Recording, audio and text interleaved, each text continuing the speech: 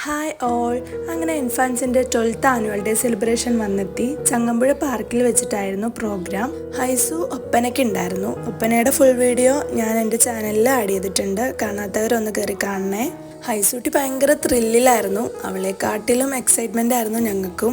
Friday ഒരു 5 o'clock ഒക്കെ ആയപ്പോഴാണ് പ്രോഗ്രാം സ്റ്റാർട്ട് ചെയ്തത്. അടിപൊളി ഫണ്ണി പ്രോഗ്രാം ആയിരുന്നു. ആനുവൽ ഡേയുടെ എൻഡിങ് പ്രോഗ്രാമായിട്ട് വന്നതായിരുന്നു ഹൈസൂട്ടിയുടെ പ്രോഗ്രാം. അതുകൊണ്ട് എല്ലാം കാണാൻ പറ്റി.